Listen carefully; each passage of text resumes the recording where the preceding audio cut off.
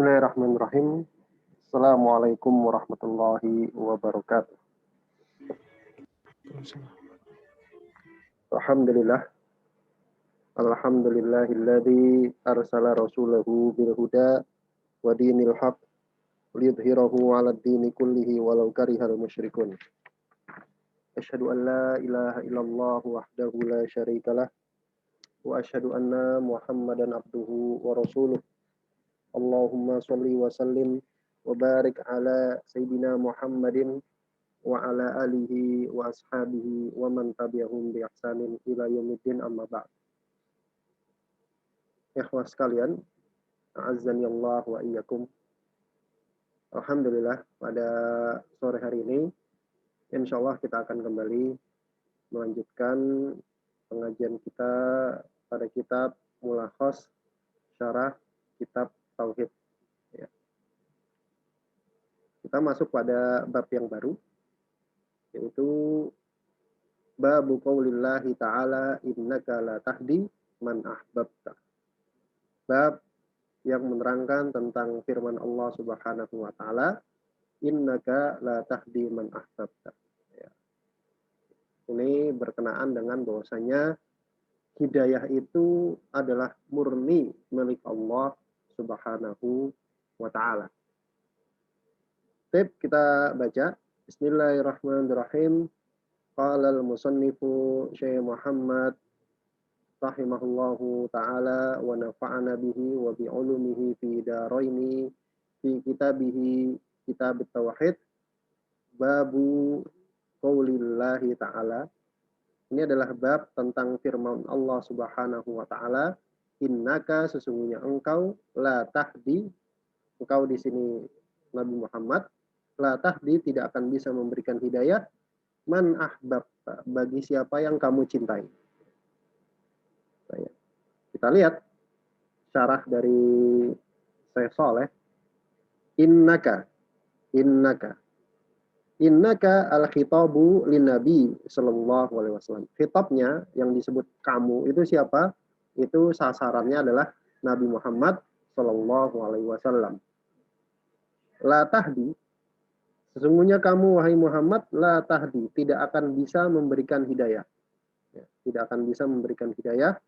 Maksudnya hidayata taufiqin, tidak akan bisa memberikan hidayah, yang mana hidayah itu maksudnya adalah hidayah taufik. Hidayah taufik. Jadi hidayah yang mana itu membuat seseorang itu bahagia atau celaka, itu bukan milik Rasulullah, bukan hak dari Rasulullah SAW. Liddukhuli fil Islam, untuk membuat seseorang kemudian jadi masuk Islam. Nah, Rasulullah itu tidak memiliki hal ini. Wa amma hidayatud da'wati wal bayan.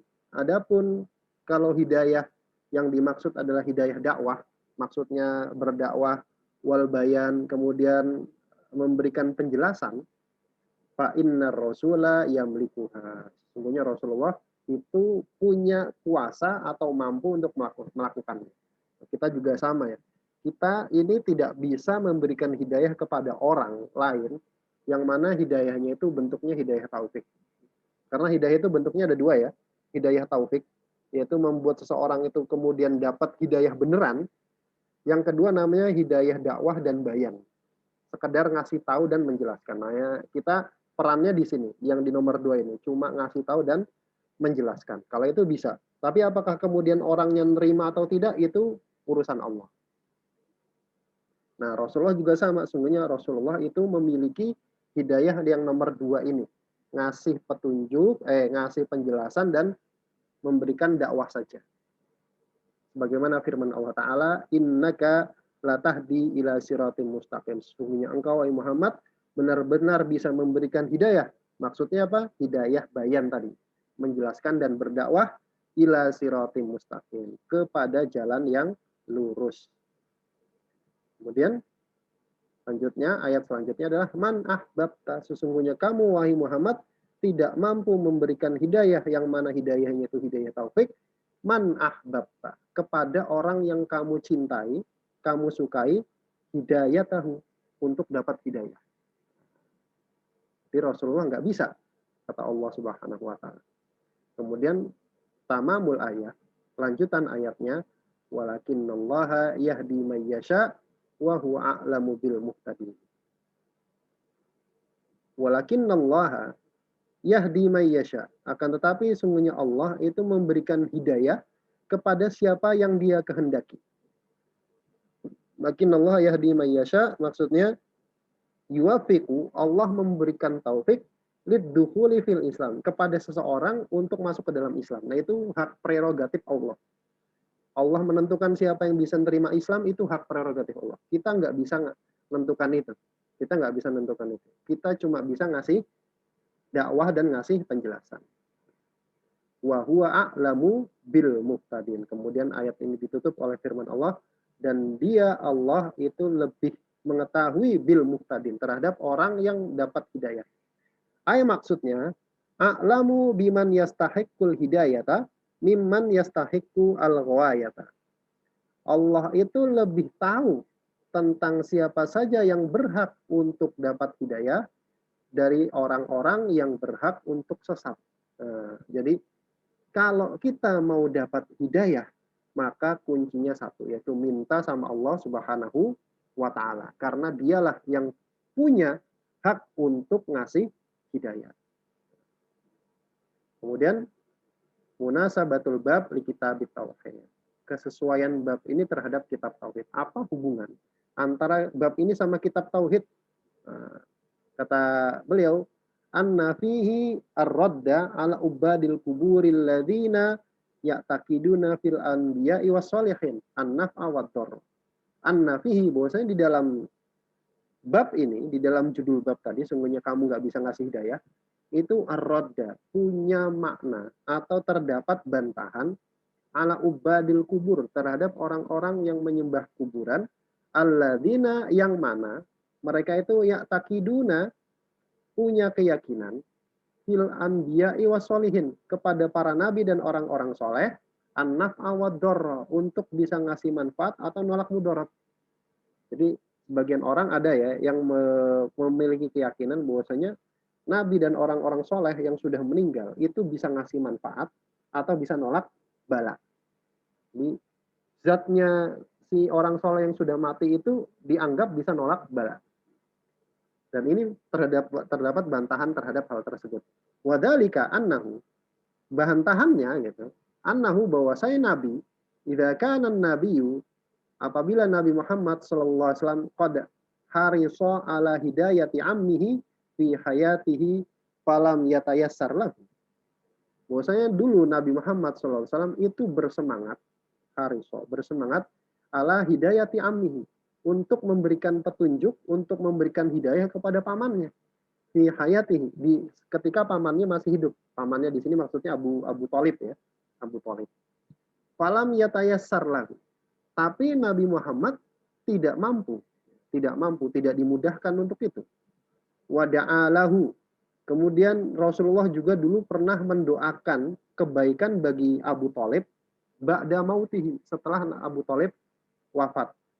Fanuhiya an dzalik, kemudian Rasulullah dilarang untuk mendoakan kebaikan, mendoakan ampunan setelah Abu Thalib wafat.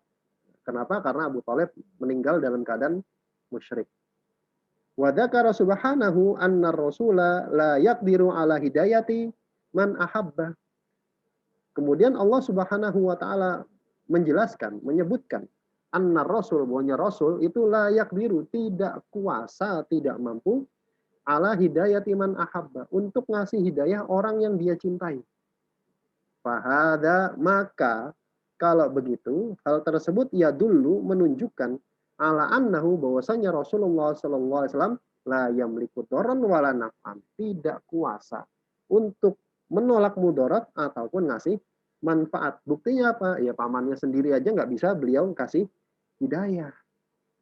Fabatala ta'alluqu bihi, maka batillah atau hapuslah ta'alluqu bihi, orang yang bergantung kepada Rasulullah, orang yang beribadah kepada Rasulullah, lijal bin naf'i, untuk mendapatkan manfaat, au daf'id dharri, atau menolak mudarat. Maka dengan ini menjadi terhapus, menjadi batal alasan orang yang kemudian mereka bergantung kepada Rasulullah Shallallahu Alaihi Wasallam untuk dapat manfaat atau nolak bala. Kenapa? Karena Rasulullah itu tidak mampu untuk hal tersebut. Jadi kalau mau tolak bala itu mintanya sama Allah. Wa ghairuhu min babi aula. Maka selain Rasulullah itu lebih-lebih lagi tidak mampu. Rasulullah saja tidak mampu. Ini namanya kias ya, kiasul aula. Kemudian al-makna al-ijmaliyul ayat. Makna global dari ayat ini. Yaqulu ta'ala li rasulihi sallallahu alaihi wasallam, Allah Subhanahu wa taala berfirman kepada rasulnya, innaka, sesungguhnya kamu wahai Muhammad, la yakdiru, tidak mampu, ala taufiki man tuhibbu dukulahu fil Islam, untuk memberikan taufik kepada siapa yang kamu cintai untuk masuk ke dalam Islam. Jadi Allah ngasih tahu itu, kamu tuh nggak mampu untuk bikin orang yang kamu suka untuk masuk ke dalam Islam dapat hidayah, kamu nggak mampu. Itu semua hak prerogatif Allah. Walakin nadzalika innama yakunu biyadillah. Akan tetapi hal itu semua hanyalah berada di tangan Allah Subhanahu wa taala. Wa huwallazi yuwaffiqu man yasha'u lahu, man sya'alahu. Dan dialah yang memberikan taufik kepada siapa saja yang dia kehendaki. Memberikan taufik itu memberikan hidayah. Wa huwa a'lamu biman yastahiquhu mimman la yastahiquhu. Dan Allah itu lebih mengetahui terhadap siapa yang berhak untuk dapat hidayah dibandingkan atau dari orang yang tidak berhak untuk dapat hidayah. Maka ini memberikan motivasi bagi kita supaya kita banyak-banyak minta hidayah kepada Allah Subhanahu wa taala. Kemudian munasabatul ayat libab. Kesesuaian ayat ini terhadap babnya ya tadi ya, babnya itu ayat itu sendiri. Anna fiha, bahwasanya di dalam ayat tersebut dalalatan wadihatan, terdapat dalil yang jelas, yang gamblang, ala anna rasulah, bahwasanya Rasulullah sallallahu alaihi wasallam la yamliku dharran wala naf'an wala ata'an wala man'an. Rasulullah itu tidak kuasa untuk nolak mudarat dan tidak pula kuasa untuk memberikan manfaat, tidak pula kuasa untuk memberikan sesuatu atau menolak sesuatu. Wa annal amra kullahu biyadillah. Dan ayat ini juga menunjukkan bahwasanya semua urusan itu berada di tangan Allah. Fa fihi raddu, dan di dalam ayat ini juga terdapat bantahan alal ladzina yunadunahu litafrijil qurabat wa qada'il hajat. Atas orang-orang yang manggil-manggil nama beliau untuk tafrijil qurabat, menghilangkan mudarat. Ya Rasulullah, ini lagi corona, tolong angkat. Ya nggak bisa. Rasulullah itu tugasnya bukan itu. Rasulullah itu tugasnya bukan itu. Itu adalah kuasanya Allah. Kuasanya Allah. Rasulullah tidak punya kuasa di dalam hal tersebut. Wa qada'il hajat. Begitu juga menunaikan hajat. Menunaikan permintaan. Itu makna dari kesesuaian ayat ini terhadap. Kemudian ma yustafadu minal ayat. Faedah yang bisa diambil dari ayat ini. Awalan, yang pertama, ar-raddu 'alal ladzina ya'taqiduna annal awliya'a yanfa'una aw yadurruna wa yatasarrafuna. Faedah yang pertama, bahwasanya di dalam ayat tersebut terdapat bantahan atas orang-orang yang ya'taqidun, meyakini annal awliya'a, bahwasanya para wali itu yanfa'un, bisa ngasih manfaat, au yadurrun, atau bisa nolak mudarat, wa yatasarrafun, atau bahkan bisa ngatur alam ba'dal mauti, setelah matinya mereka, setelah wafatnya mereka, ala sabilil karomah, sebagai bentuk karomah. Jadi karomah ada. Karomah itu adalah salah satu sisi dari ciri ahlu sunnah wal jamaah. Mereka mempercayai adanya karomah. Tapi apakah para wali kemudian yang sudah meninggal bisa nolak mudarat atau bahkan ngatur alam? Tidak. Itu tidak. Kenapa? Karena itu adalah hak prerogatif Allah. Manfaat yang kedua, anna hidayah taufiqi biyadillahi subhanahu wa ta'ala. Ayat ini menunjukkan bahwasanya hidayah taufik, tadi hidayah bayan dan hidayah taufik. yang memberikan taufik seseorang itu kemudian bisa dapat hidayah, itu murni di tangan Allah Subhanahu wa taala. Salisan yang ketiga, isbatul ilmi lillahi subhanah. Ayat ini juga menunjukkan bahwasanya menetapkan sifat ilmu bagi Allah Subhanahu wa taala. Allah punya sifat ilmu. Tadi kan innaka la tahdi man ahbabta. Sesungguhnya kamu nggak bisa ngasih hidayah kepada orang yang kamu cintai. Walakinnallaha yahdi may yasha wa huwa a'lamu. Nah, ini menunjukkan bahwasanya Allah itu punya sifat ilmu. Kemudian yang keempat, isbatul hikmati lillahi subhanahu wa ta'ala. Ayat ini juga menunjukkan bahwasanya Allah itu punya sifat hikmah. Allah memberikan hidayah sesuai dengan hikmahnya. Dan Allah tidak memberikan hidayah juga sesuai dengan hikmahnya. Kemudian yang kelima adalah ibtalut ta'alluqi bi ghairillah. Ayat ini juga membatalkan ta'alluq, bergantung atau beribadah kepada selain Allah Subhanahu wa ta'ala. Kita lanjutkan. Ini agak panjang ya, tapi mudah-mudahan selesai. Mudah-mudahan selesai. Kita lihat sini. Kemudian hadis yang kedua, fis sahih di dalam kitab As-Sahih. Fis sahih maksudnya adalah fi sahihil Bukhari. Di dalam Sahih Bukhari. Kemudian penulis membawakan dalil berikutnya yang berasal dari kitab Sahih Bukhari, ya, Sahih Bukhari. An Ibnul Musayyib, dari seorang yang bernama Ibnul Musayyib. Tarjamatu Ibnul Musayyib. Biografi Ibnul Musayyib. Ibnul Musayyib itu siapa sih? Beliau adalah Sa'id Ibnul Musayyib. Namanya Sa'id bin Musayyib, ahadul ulama'i, salah satu dari ulama, wal fuqaha, dan ahli fikih, al-kibar, senior minat tabi'in. Berasal dari generasi tabi'in. Generasi setelah sahabat. Senior, berarti banyak ketemu dengan para sahabat. Belajar langsung dengan para sahabat. Mata ba'da tis'in, yang beliau wafat setelah usia 90 tahun. Jadi Ibnu Musayyib ini usianya lumayan panjang. An abihi, dari bapaknya Ibnu Musayyib.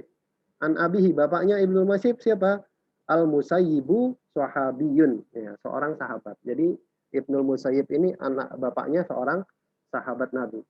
Tufiya, yang wafat fi khilafati Utsman, pada era kekhilafan Utsman bin Affan. Qala Ibnul Al-Musayyib, berarti bapaknya ya.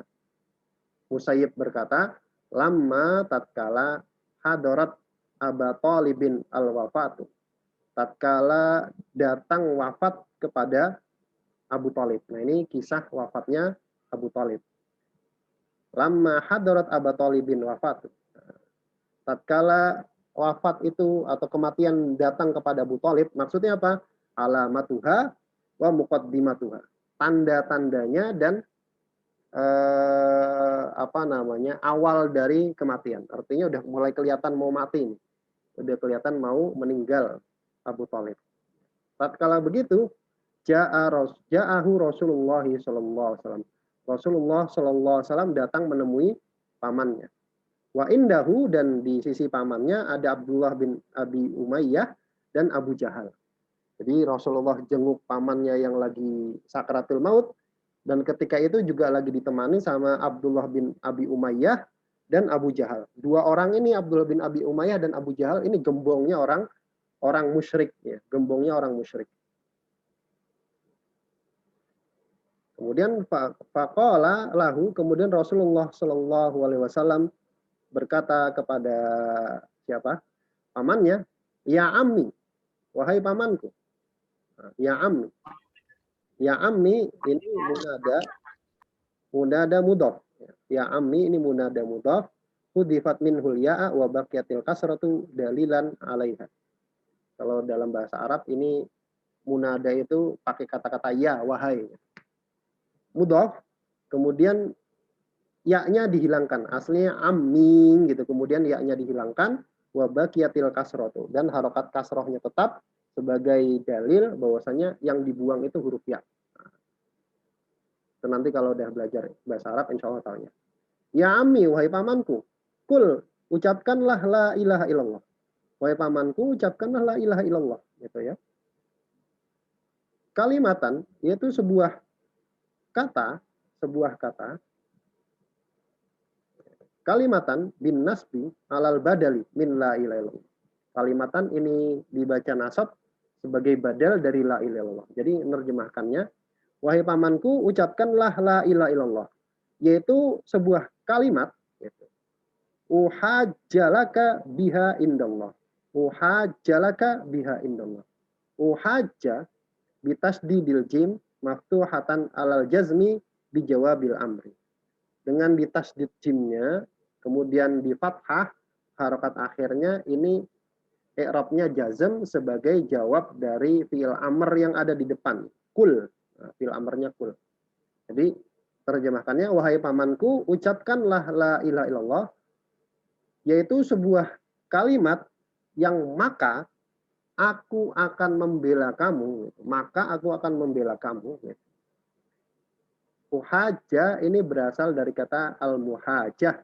Muhajjah itu apa? Bayanul hujjah, menjelaskan hujjah, berargumentasi. Ai maksudnya asyhadulaka biha indallah. Aku bersaksi dengan bersaksi untuk kebaikanmu di sisi Allah Subhanahu wa taala dengan kalimat tersebut. Jadi ketika Abu Thalib sedang sakaratul maut, Rasulullah bilang, wahai pamanku, ucapkan la ilaha illallah. Nanti aku akan membelamu dengan kalimat tersebut di sisi Allah Subhanahu wa taala.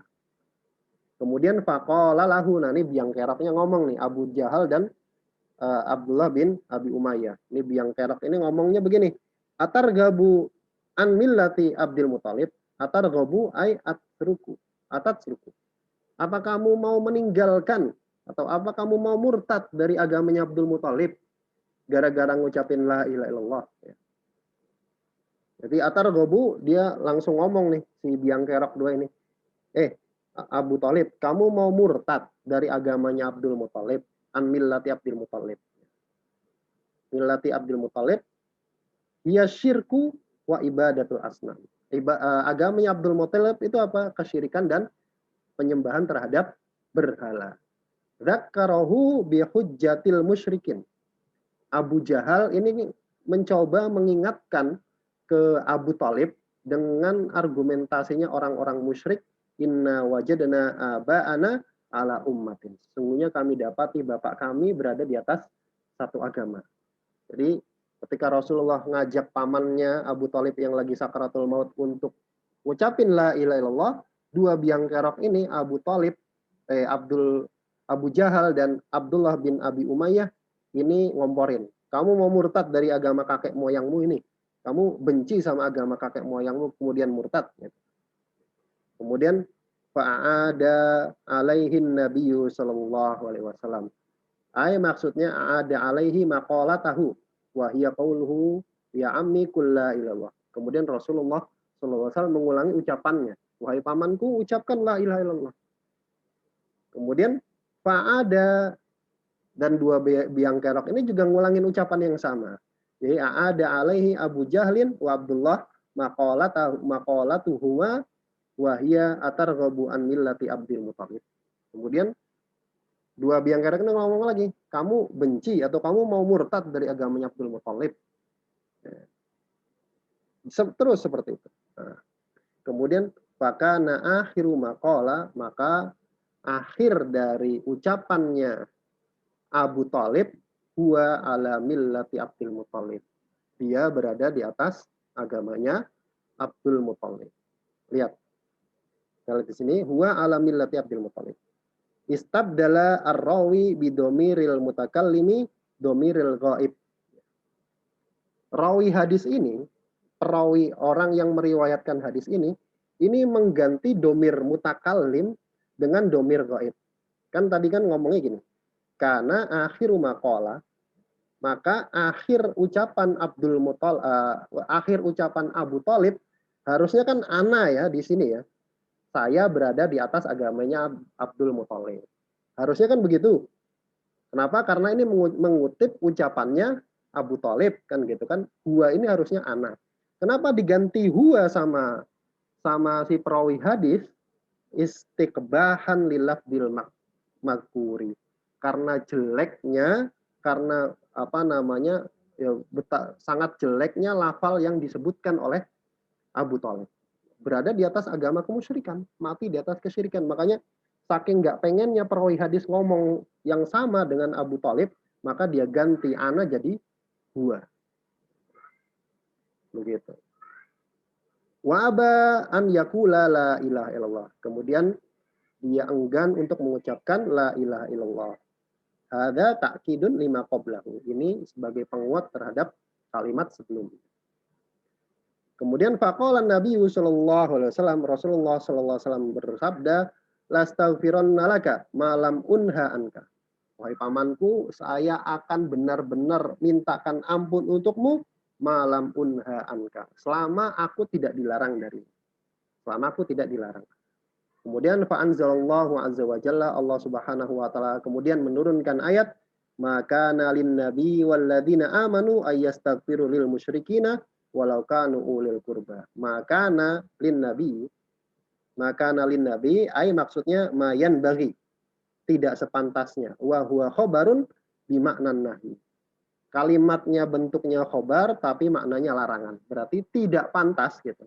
Bagi nabi dan orang-orang yang beriman ayyastaghfiru, mereka memintakan ampun lil musyrikina, bagi orang-orang musyrik yang meninggal dalam keadaan musyrik walau kanu ulil qurba, meskipun mereka adalah karib kerabatnya. Kemudian wa anzalallahu fi Abi Thalibin, kemudian Allah Subhanahu wa taala menurunkan ayat bagi Abu Thalib, innaka la tahdi man ahbabta. Ini tadi ya. Sesungguhnya kamu wahai Muhammad tidak bisa memberikan hidayah bagi orang yang kamu cintai. Itu tadi sudah kita baca ayatnya.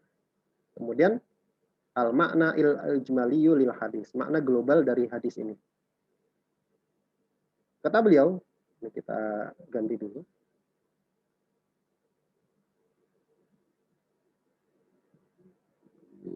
Nah,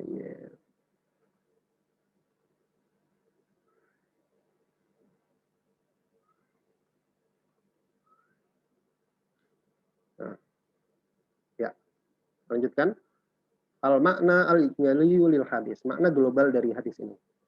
Karena Abu Thalibin, dahulu Abu Thalib itu yahmin nabiyya sallallahu alaihi wasallam. Beliau menjaga Nabi Muhammad sallallahu alaihi wasallam min adza qaumihi, dari gangguan kaumnya. Abu Thalib lah yang menjaga Rasulullah. Fa'ala min himayatihi ma lam yaf'alhu ghairuhu minan nas. Dan Abu Thalib melakukan hal tersebut. Abu Thalib menjaga Rasulullah sallallahu alaihi wasallam malam yaf'alhu ghairuhu, sesuatu yang belum dilakukan oleh orang lain dari kalangan manusia. Jadi waktu Rasulullah diganggu, disakiti oleh orang-orang musyrik Mekah, yang pertama kali membela beliau selama ketika orang-orang lain nggak ada yang berani membela beliau, menjaga beliau, itu cuma Abu Thalib. Cuma Abu Thalib.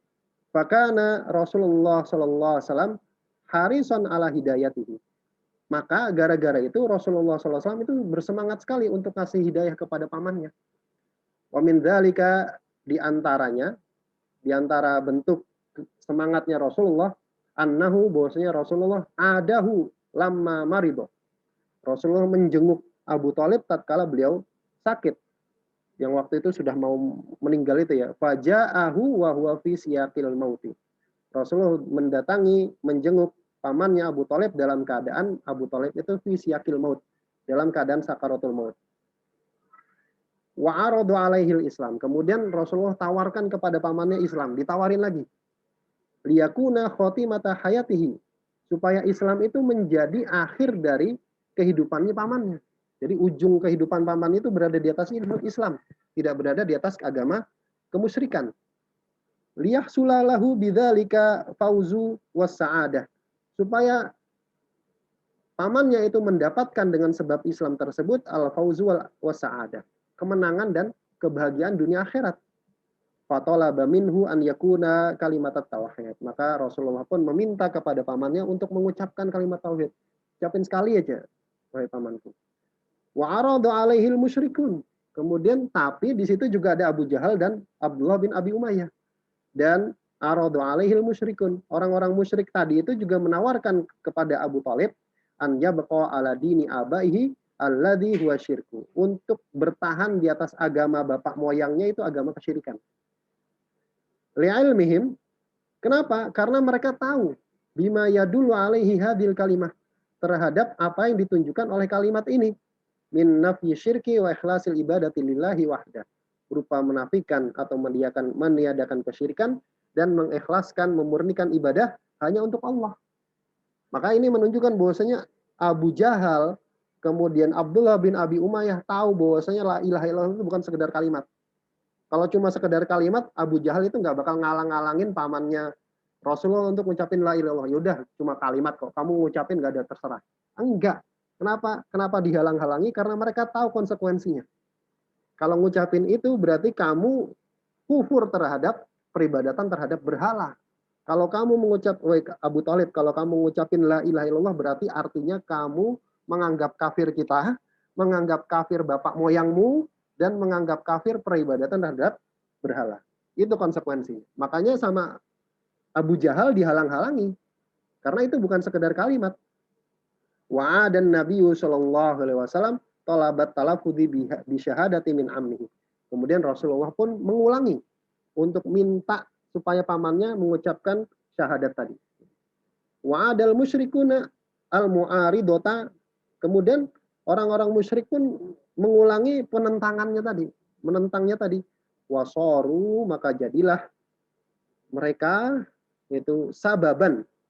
Jadilah orang-orang musyrik tadi, Abu Jahal dan Abdullah bin Abi Umayyah sebagai sebab lisoddihi anil haq, terhalangnya pamannya Rasulullah dari kebenaran, wa mautihi ala syirki, dan mati di atas kesyirikan. Wa inda dzalika, dan tatkala seperti itu, halafa an-Nabi sallallahu alaihi wasallam. Rasulullah sallallahu alaihi wasallam bersumpah, lihat lubanna lahu minallahi al-maghfirah, untuk memintakan kepada bagi pamannya kepada Allah itu ampunan. Kemudian setelah itu Rasulullah bersumpah untuk mintakan ampun kepada pamannya. Malam yumna min dzalik, selama tidak dilarang. Selama tidak dilarang. Tapi ternyata fa'anzalallahul man'a, Allah turunkan larangan min dzalika, terhadap hal tersebut, mintakan ampun tersebut.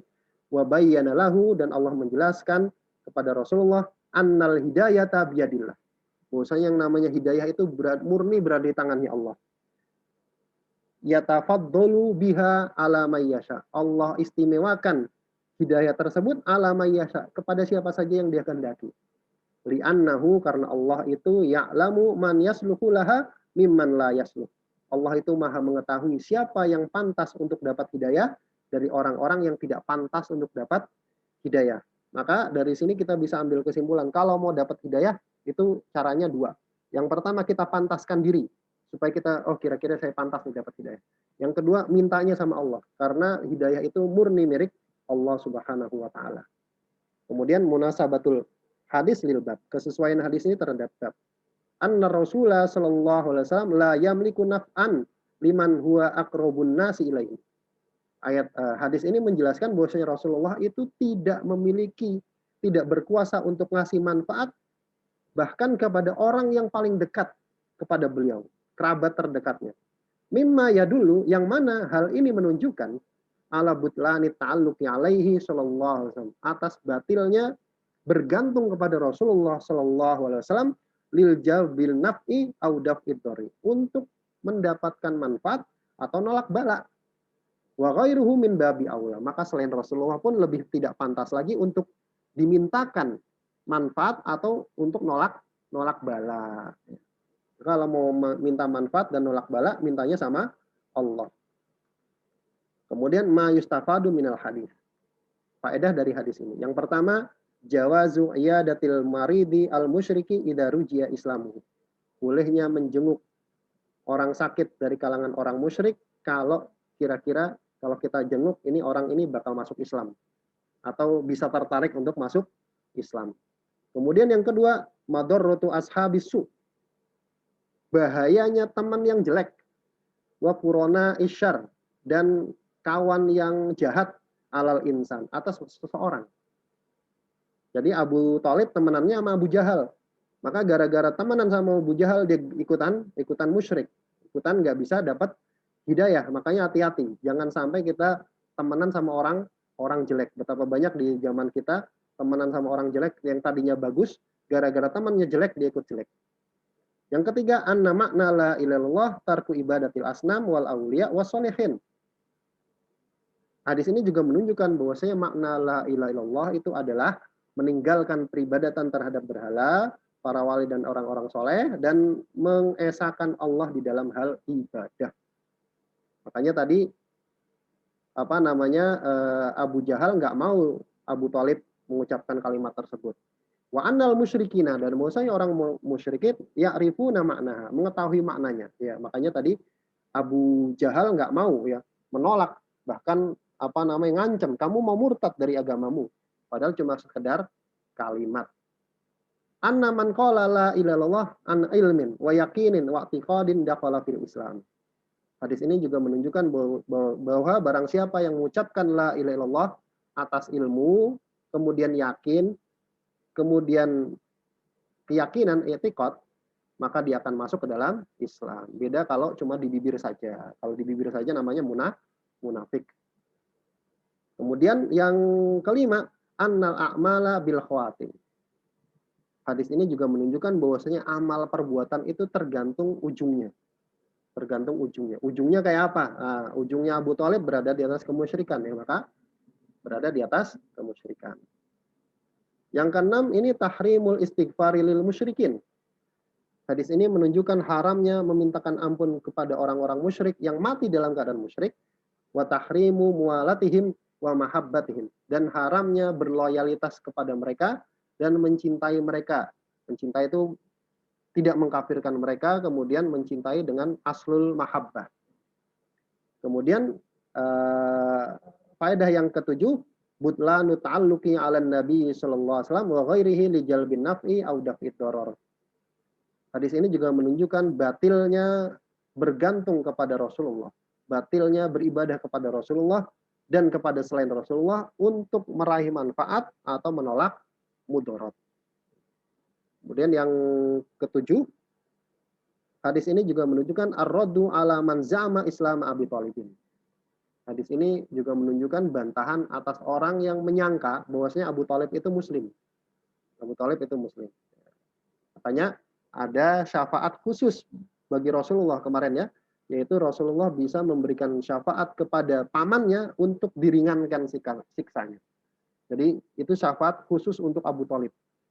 Rasulullah ringankan siksanya, Rasulullah mintakan supaya Allah meringankan siksanya Abu Thalib di neraka dengan cara dipakaikan sendal dari api neraka. Yang mana dengan sendalnya itu kepalanya mendidih. Kemudian Abu Thalib menyangka bahwasanya dia yang siksanya paling berat. Kemudian faedah yang terakhir, yang kesembilan, adalah madarratu taqlidil aba'i wal akabir. Bahayanya membebek kepada bapak moyang, nenek moyang, dan tokoh-tokoh pembesar kalau mereka sesat, kan gitu kan. Bihaitsu, yang mana yuj'alu qauluhum, dijadikan ucapan mereka hujjatan, sebagai hujjah argumentasi, yarji'u ilaiha indat tanazu', yang mana kemudian dirujuk ucapan-ucapan mereka itu ketika terjadi perselisihan. Nah, ini adalah tentang bahwasanya hidayah itu milik Allah Subhanahu wa taala. Rasulullah saja tidak mampu untuk memberikan hidayah kepada pamannya beliau sendiri, ya. Wallahu ta'ala a'lam bishawab. Kita cukupkan sampai di sini. Mudah-mudahan yang sedikit ini ada manfaatnya. Sebentar lagi ya sudah azan Isya, ya. Yang benar datangnya dari Allah Subhanahu wa taala dan Rasulnya, dan yang salah dari saya pribadi dan dari syaitan, dan saya mohon ampun atasnya. Kita tutup dengan baca doa kafaratul majelis. Bismillahirrahmanirrahim. Subhanakallahumma wa bihamdika asyhadu an la ilaha illa anta astaghfiruka wa atubu ilaik. Assalamualaikum warahmatullahi wabarakatuh. Waalaikumsalam warahmatullahi wabarakatuh. Jazakallah khairan Ustaz Wahyu.